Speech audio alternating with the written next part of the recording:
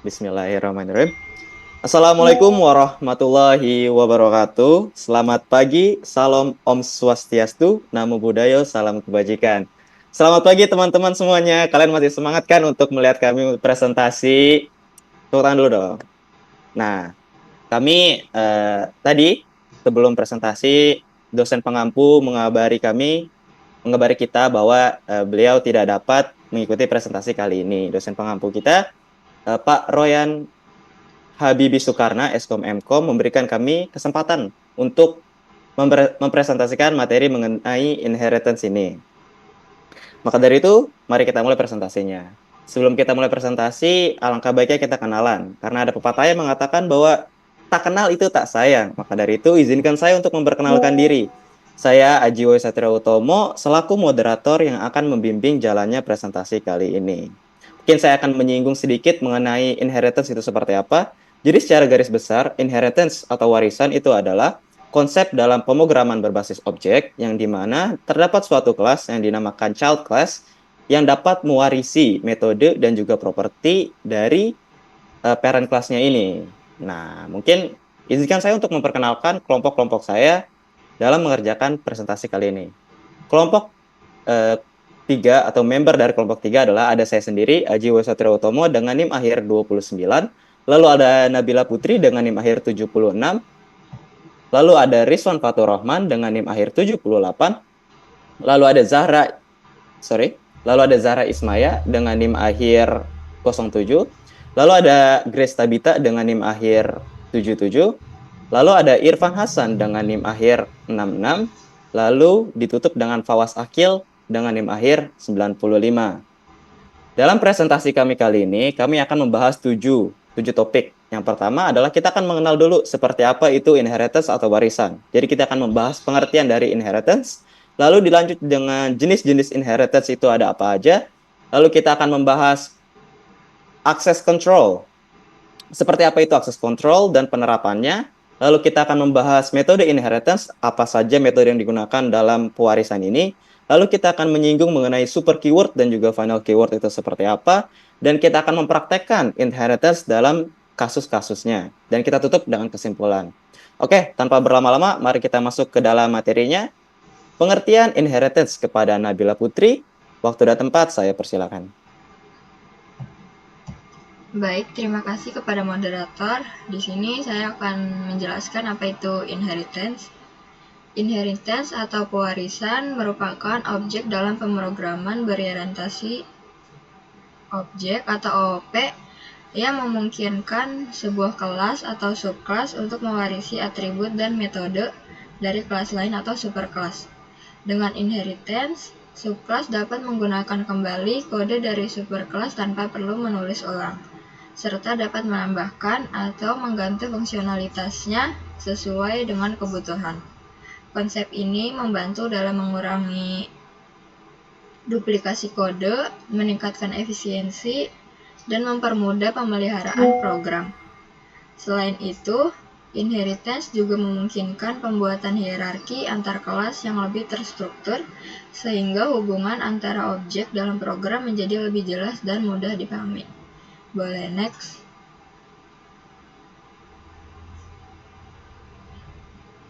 Lalu selanjutnya jenis-jenis inheritance. Jenisnya sendiri ada 4. Yang pertama ada single inheritance atau pewarisan tunggal, yaitu satu subkelas mewarisi dari satu superkelas. Subkelas dapat menggunakan atribut dan metode dari superkelas serta menambah atau mengubahnya. Contohnya, kucing mewarisi sifat dari hewan. Lalu yang kedua ada multi-level inheritance atau pewarisan bertingkat, yaitu subkelas mewarisi dari superkelas yang juga merupakan subkelas dari kelas lain. Contohnya, kucing mewarisi sifat dari hewan dan hewan mewarisi sifat dari makhluk hidup. Yang ketiga ada hierarki inheritance, yaitu satu superkelas diwarisi oleh lebih dari satu subkelas. Contohnya, kendaraan diwarisi oleh mobil, motor, dan truk. Lalu yang terakhir ada multiple inheritance atau pewarisan ganda, yaitu satu subkelas mewarisi dari lebih dari satu superkelas. Contohnya itu smartwatch mewarisi dari jam tangan dan perangkat elektronik. Mungkin sekian yang dapat saya sampaikan. Saya kembalikan ke moderator. Oke, baik. Terima kasih kepada Nabil yang sudah membahas mengenai apa itu inheritance. Nah, sekarang kan kita sudah tahu nih, inheritance atau warisan itu seperti apa, dan kita sedikit menyinggung jenis-jenis inheritance itu ada apa aja. Mungkin lebih lanjut, kita akan membahas lebih dalam lagi inheritance, jenis-jenisnya seperti apa, dan penggunaan kodenya itu seperti apa. Kepada Rizwan Fatur Rahman, waktu dan tempat, saya persilakan. Baik, terima kasih. Di sini saya akan melanjutkan materi dari Nabila. Saya akan menunjukkan pada programming dari single inheritance. Single inheritance memiliki hubungan dosen mewarisi mahasiswa. Mahasiswa hanya ada satu parent dan satu child. Digunakan jika ada hubungan sederhana antara dua kelas. Di sini saya akan menjelaskan kode program sebelah kiri. Kelas dosen memiliki fungsi mengajar. Kelas dosen mewarisi mewarisi dari dosen yang memiliki fungsi belajar. Mahasiswa mewarisi mengajar dan belajar karena memiliki hubungan. Mahasiswa mewarisi metode dari dosen. Body next.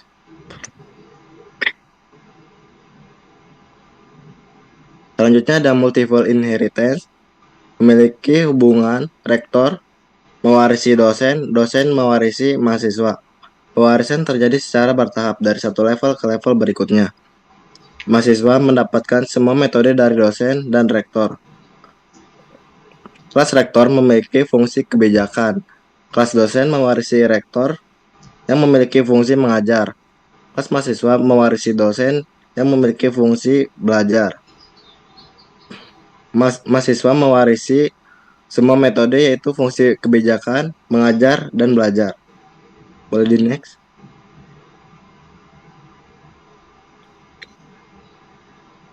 Selanjutnya, hierarchical inheritance memiliki hubungan dosen dengan mahasiswa dan asisten dosen.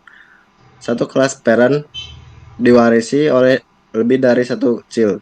Mahasiswa dan asisten dosen mendapat metode dari dosen, tetapi tidak saling mewarisi. Cocok digunakan jika banyak subclass memiliki kesamaan atribut. Metode dari superclass. Kelas dosen memiliki fungsi mengajar. Kelas mahasiswa mewarisi dosen dan memiliki fungsi belajar. Kelas asisten dosen mewarisi dosen dan memiliki fungsi membantu. Jadi, mahasiswa mewarisi mengajar dan belajar. Dan asisten dosen memiliki metode mengajar dan membantu. Boleh di next.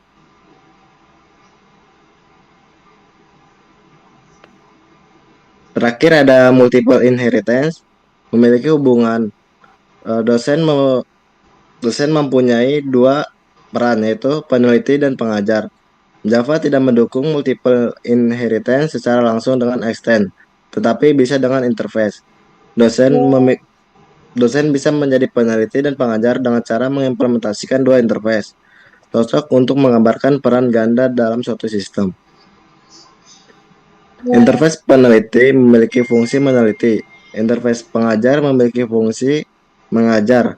Kelas dosen mengimplementasikan peneliti dan pengajar dan memiliki fungsi meneliti dan mengajar. Dosen mewarisi metode meneliti dan mengajar. Mungkin itu saja. Selanjutnya akan dilanjutkan oleh moderator.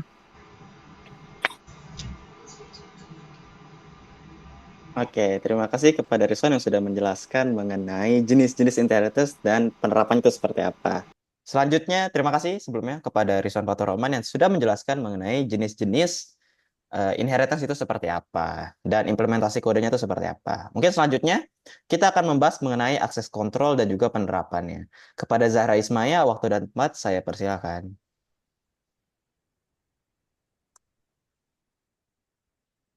Baik, terima kasih kepada moderator atas kesempatannya. Jadi di sini saya akan membawakan materi terkait control access atau access control. Jadi seperti yang kita tahu, inheritance adalah konsep pewarisan ya dari parent class ke child class, yang dimana mekanisme ini, ya baik, yang dimana mekanisme ini perlu yang adanya kontrol akses, yang dimana menentukan bagaimana anggota atau atribut dan juga metode dari suatu parent class atau induk dapat diakses oleh child class atau kelas anaknya, yang dimana ini bisa diakses oleh objek luar kah atau hanya anak kelasnya itu sendiri. Jadi semua ini diatur oleh kontrol akses. Nah, ada tiga jenis kontrol akses yang akan kita bahas di sini dan juga secara umum. Yang pertama ada private, yang dimana private ini hanya bisa diakses dalam kelas itu sendiri, yang juga tidak bisa diwarisi oleh kelas anak, jadi hanya punya parent kelasnya. Kemudian ada protected, yang dimana pada kontrol akses ini dapat diakses oleh kelas itu sendiri dan juga kelas anaknya, namun tidak bisa diakses oleh objek luar. Dan juga yang terakhir ada public, yang di sini konsepnya kelasnya bisa diakses dari mana saja, baik dalam kelas maupun kelas anaknya dan juga objek luar. Boleh next slide. Nah, di sini saya rangkum beberapa perbedaan dalam sebuah tabel dari private, protected, dan juga public, yang dimana di sini akses-akses yang mereka dapatkan di sini bisa kita lihat pada kelas yang sama, ketiga kontrol akses ini memiliki akses yaitu yes. Kemudian kalau untuk package yang sama itu hanya protected dan juga public, sama seperti subclass dari package lain, dan juga yang terakhir, untuk kelas manapun atau objek luarnya, itu ada di public saja. Boleh next. Nah, ini saya berikan contoh sintaks yang menggambarkan dari kontrol akses itu sendiri. Bisa kita lihat di sini ada class parent, yang dimana ini induknya, dan juga di bawahnya kita deklarasikan ada public, protected, dan juga private. Nah, ini eh, kita print di sini, kita cari apakah yang bisa diakses dan juga yang tidak bisa diakses. Ini yang bisa kita akses hanya yang umum, dilindungi, dan juga normal. Dan di sini yang tidak bisa kita akses ada private. Di sini private tidak bisa diakses, makanya tidak bisa kita print ya, karena nantinya akan error. Dan juga di sebelah kanan ini ada output yang akan dihasilkan, yaitu ada ini public, protected, dan juga default. Dan juga yang tidak bisa diakses adalah milik private. Seperti itu. Eh, Sekian materi dari saya kembalikan kepada moderator. Baik, terima kasih kepada Zara Ismail yang sudah menjelaskan mengenai akses kontrol itu seperti apa dan penerapan akses kontrol dalam kode itu seperti apa. Nah, selanjutnya kita akan membahas mengenai metode apa saja yang digunakan dalam inheritance atau warisan ini. Kepada Grace Tabita, waktu dan tempat saya persilahkan.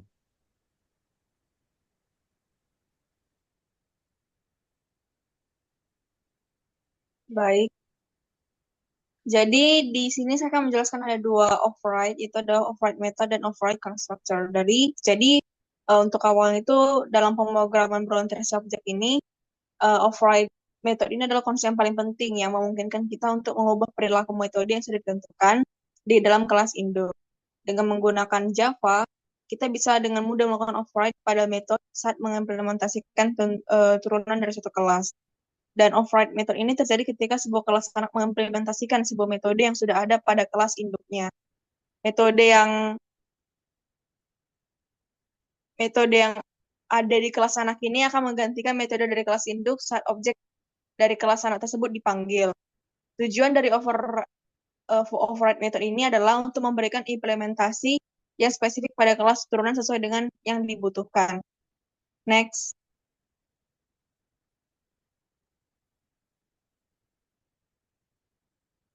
Nah, ini adalah implementasi dari override method. Jadi, dari contoh yang di samping itu, metode bergerak dari kelas kendaraan telah di-override oleh kelas mobil. Ini berarti saat kita memanggil metode bergerak pada objek mobil, yang dijalankan adalah implementasi metode dari kelas mobil. Untuk penjelasan singkatnya itu adalah kelas kendaraan memiliki metode bergerak yang menampilkan pesan kendaraan dalam pergerakan. Dan kelas mobil adalah subkelas dari kendaraan dan mengoverride metode bergerak. Dan metode ini sekarang menampilkan pesan mobil berjalan di jalan raya. Dan ketika objek mobil dibuat dan metode bergerak dipanggil, versi metode dari kelas mobil yang dijalankan bukan versi dari kelas kendaraan. Dilanjut untuk override constructor.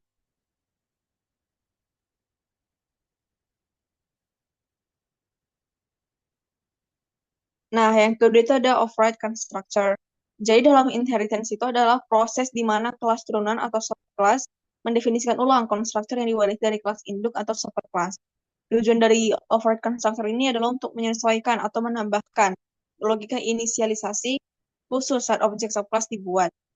Subkelas dapat memanggil konstruktor superkelas menggunakan super, misalnya di Java, untuk memastikan properti dari superkelas diinisialisasi dengan benar. Dengan demikian, override constructor memungkinkan subkelas mengontrol proses pembuatan objek sambil tetap memanfaatkan fungsionalitas dari superkelas. Moderator dilanjut. Untuk implementasi dari override constructor ini adalah contoh sederhana dapat dilihat dalam kode yang ada itu. Ketika subclass membuat objek, konstruktor dari superclass parent dipanggil terlebih dahulu menggunakan super. Lalu konstruktor child dijalankan. Hal tersebut memastikan bahwa inisialisasi dari kedua kelas dilakukan secara berurutan dan benar. Dengan cara tersebut, subclass dapat memperluas atau memodifikasi perilaku superclass tanpa menghilangkan fungsionalitas dasarnya. Lalu, untuk penjelasan singkat itu, kalau parent itu adalah superclass yang memiliki constructor default, child itu adalah subclass yang override constructor dan memanggil super untuk menjalankan constructor dari parent. Dan saat objek child dibuat, constructor parent dijalankan terlebih dahulu, lalu constructor child dijalankan. Dan hal tersebut menunjukkan bagaimana subclass dapat menambahkan logika khusus sambil tetap menjalankan atau mempertahankan inisialisasi dari superclassnya sendiri. Berikut demikian materi yang sudah bisa saya sampaikan. Saya kembalikan ke moderator. Baik, terima kasih kepada Grace Tabita yang sudah membahas mengenai metode apa saja yang digunakan untuk inheritance. Itu tadi ada override sama override constructor ya.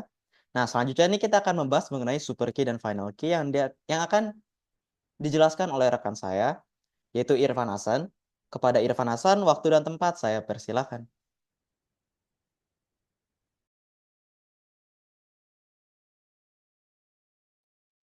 Baik, terima kasih moderator.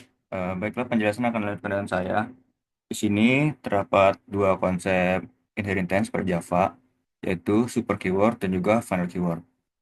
Saya akan mulai dengan menjelaskan dari super keywordnya. Yang pertama, super keyword itu digunakan untuk merujuk pada kelas induk, parent class dari subclass.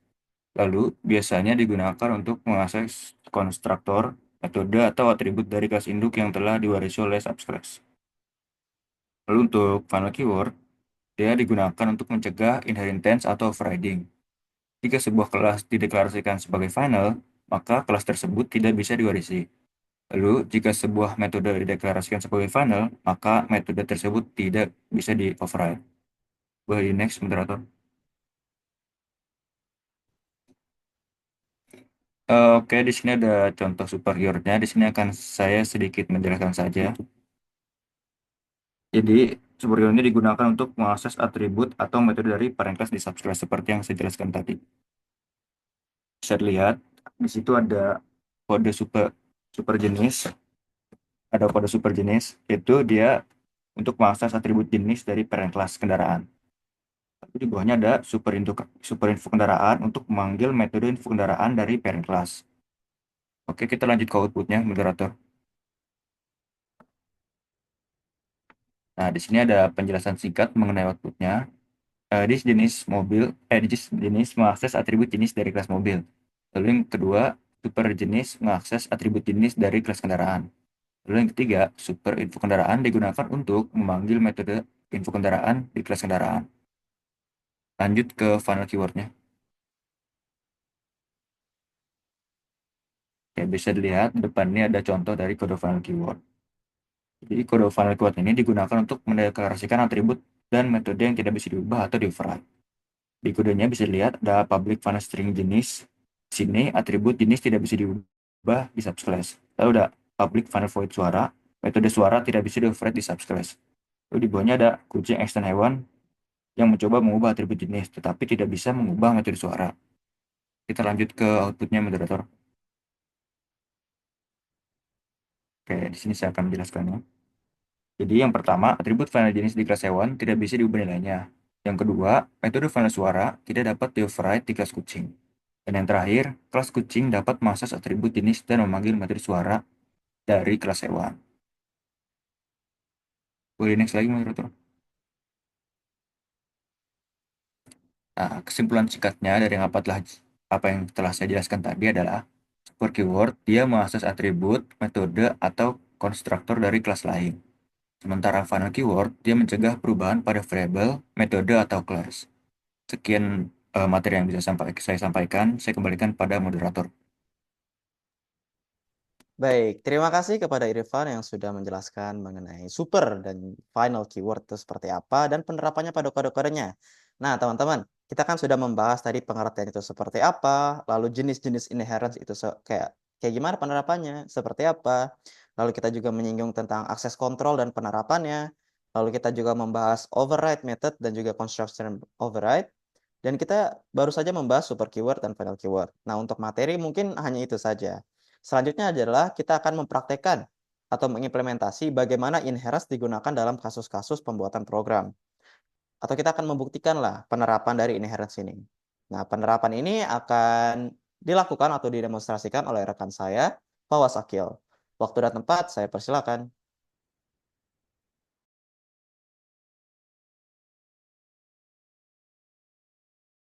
Ya, kali ini saya akan menjelaskan untuk implementasi dan lebih ke praktek sih utamanya dari penjelasan-penjelasan tadi. Nah, yang pertama itu, Java itu kan tadi ada inheritance itu ada 4 jenis ya. Nah, pertama ada jenis single. Screen share-nya nutupin. Nah, untuk single sendiri itu artinya dia memiliki satu parent dan satu child. Di sini parentnya ada dosen dengan metode mengajar. Nah, di sini childnya itu mahasiswa dengan metode belajar. Mahasiswa itu mengextend dari dosen, yang artinya dia sebagai childnya.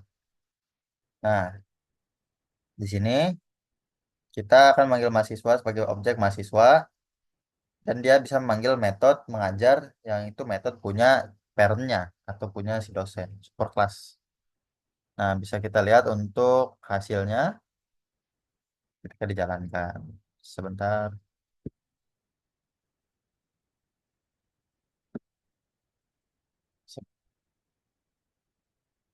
Nah, kita lihat di sini. Dosen mengajar mahasiswa di kelas, mahasiswa belajar dari dosen. Setelah itu ada multiple. Multiple itu artinya dia menggunakan 2 kelas parent untuk satu child. Bisa lebih bahkan. Yaitu menggunakan lebih dari satu parent. Sederhananya begitu. Nah, di sini kita bisa lihat penggunanya itu menggunakan interface karena di Java mendukung interface. Peneliti memiliki metode meneliti, pengajar memiliki metode mengajar. Di sini dosen mengimplementasikan dari peneliti dan pengajar dan menggunakan metode meneliti dan metode mengajar. Nah, di sini untuk outputnya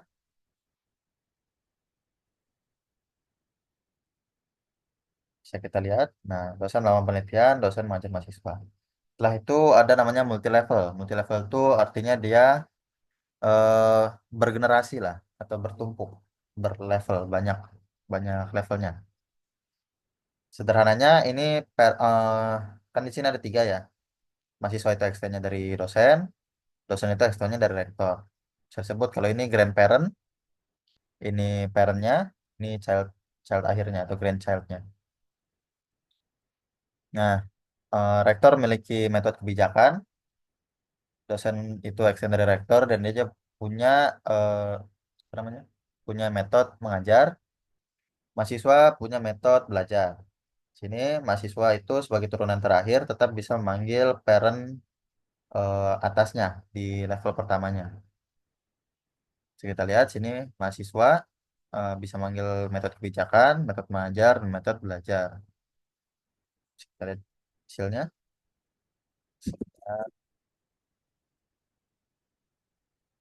Nah, setelah menetapkan kebijakan universitas, dosen mengajar mahasiswa, mahasiswa belajar di kelas. Selain itu ada namanya hierarki. Hierarki itu artinya dia satu parent bisa membawahi banyak child, seperti hierarki. Jadi seperti atasan punya bawahan banyak divisinya. Nah, ini dosen sebagai parentnya, mahasiswa juga sebagai child dari dosen, asisten dosen juga sebagai child dari dosen.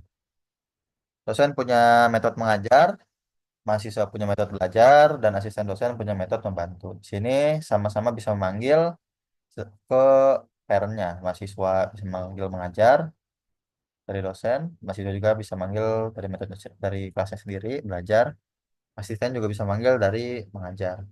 Bisa kita lihat di sini hasilnya. Nah, dosen mengajar mahasiswa, mahasiswa mengikuti perkuliahan, dosen mengajar mahasiswa, asisten dosen membantu dalam pelajaran. Setelah itu kita membahas override. Override sendiri artinya dia menimpa. Sini ada parentnya, yaitu kendaraan. Sini ada childnya, yaitu mobil. Kendaraan punya metode bergerak. Mobil juga punya metode bergerak.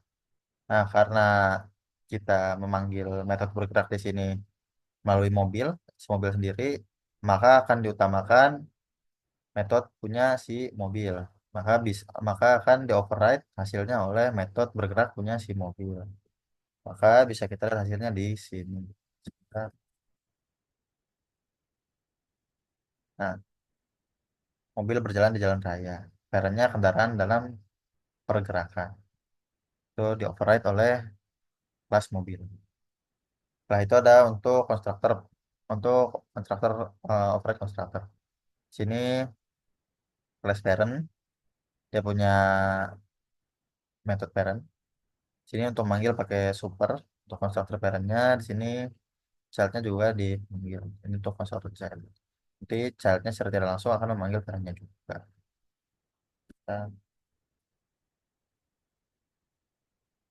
Nah, konstruktor parent dipanggil, konstruktor child dipanggil. Setelah itu ada akses.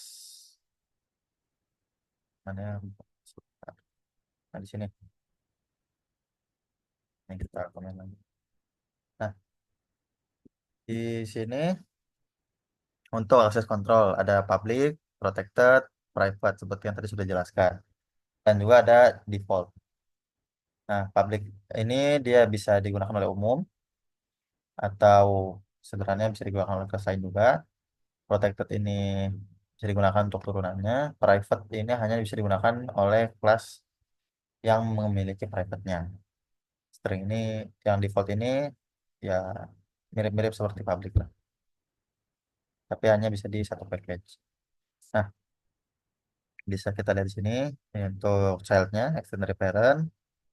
Nanti di sini untuk mainnya kita tes sini.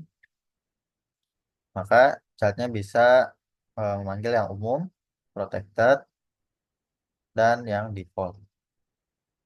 Kita lihat di sini.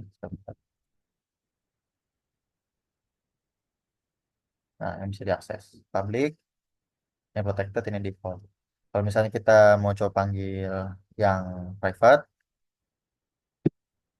maka dia tidak bisa. Karena private.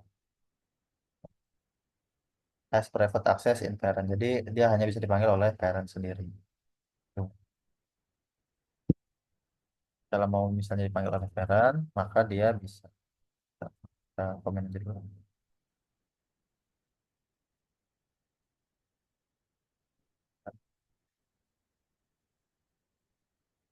Nah, eh, masih ini, parent, parent, parent. Oh ya, tetap karena dia private, kan. Akses oleh di caranya saja. Untuk child juga sama, tidak bisa menggunakan private method dari sini. Ya. Selanjutnya ada apa tadi? Super key. Nah, super key itu sendiri adalah super class atau parent class. Itu artinya dia kelas yang lebih tinggi dan bisa dipanggil, yang memiliki otoritas lebih tinggi lah. Nah, ini kelas kendaraan sebagai parentnya atau superclass, ini mobil sebagai apa namanya childnya. Nah, di sini sama-sama memiliki namanya jenis untuk atributnya. Di sini di kendaraan itu umum, di mobil itu mobil.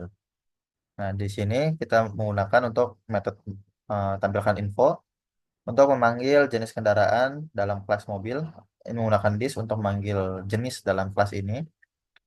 Dan pada jenis kelas di superkelasnya, maka memanggil super jenis. Atau ini untuk lebih mudahnya manggil parent. Nah, nanti ini juga untuk manggil metode dari parent, super info kendaraan. Nah, ketika dipanggil, maka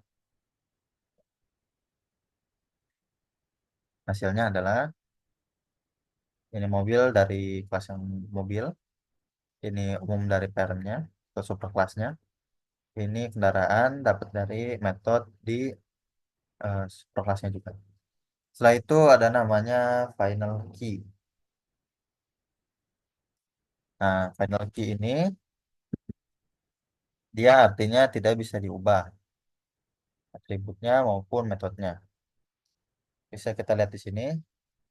Ini ada kelas parentnya itu hewan dan dia childnya ada kucing.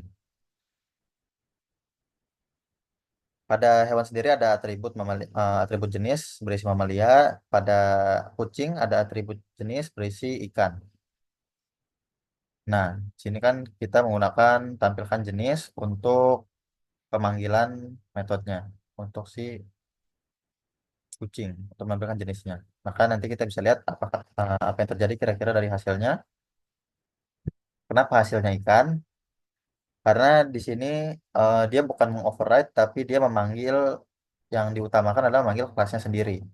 Karena kelasnya memiliki kelas jenis, maka yang diutamakan adalah kelas jenisnya punya si kucing dibanding memanggil dari parentnya. Untuk memanggil parentnya sendiri kita bisa melakukan pemanggilan menggunakan super seperti yang tadi dilihat di super key. Meskipun final sebenarnya ini bukan mengoverride melainkan dia lebih mengutamakan kelasnya sendiri.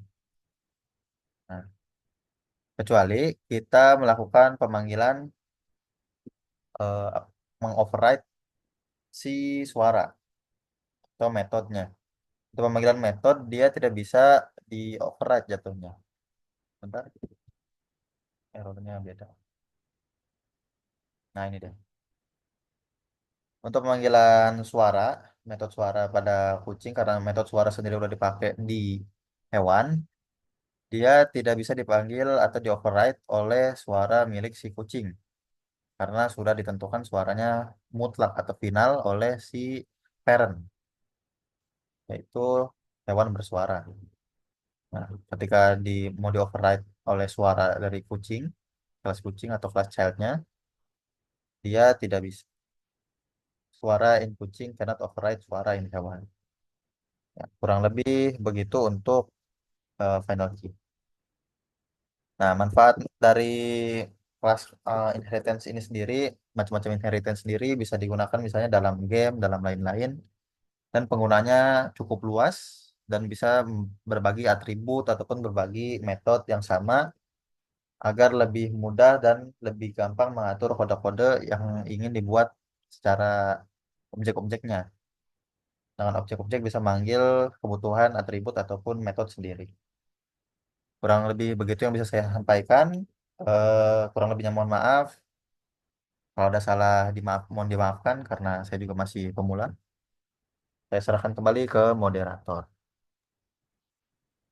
Baik, saya izin untuk share screen kembali. Nah, kita sudah membahas materi dan juga kita sudah mempraktekkan. Ya udah ya, nggak usah itu lagi. Terima kasih pada Wapi yang sudah menjelaskan praktek dari inheritance itu seperti apa. Dan selanjutnya kita akan masuki sesi Q&A. Kepada teman-teman yang ingin menanyakan terkait materi yang kami sampaikan, harap resen dan juga on cam lalu menyebutkan nama dan juga NIM-nya. Silakan. Baik, Guna Fatala, silakan bertanya.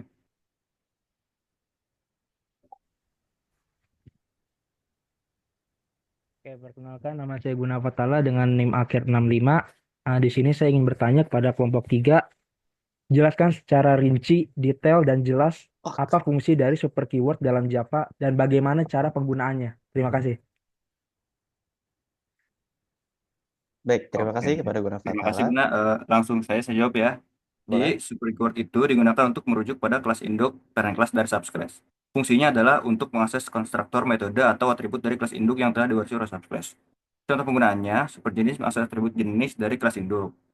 Super info kendaraan memanggil metode info kendaraan yang ada di kelas induk. Dengan penggunaan super, kita dapat tetap memanfaatkan fungsionalitas dari kelas induk tanpa menulis ulang kode tersebut.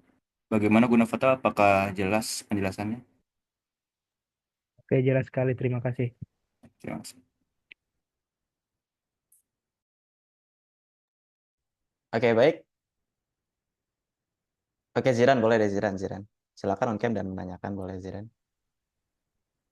Ya, Gerak perkenalkan nama cepat. saya Muhammad Zidan Ekmatiar, NIM akhir 84. Untuk pertanyaannya, eh, kenapa konsep inheritance itu dianggap penting dalam pemrograman berorientasi objek? Terus, gimana sih penerapannya agar dapat meningkatkan efisiensi dalam pengembangan perangkat lunak? Terima kasih.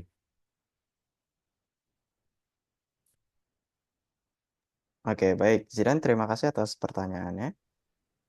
Mungkin saya akan langsung jawab ya. Sebentar.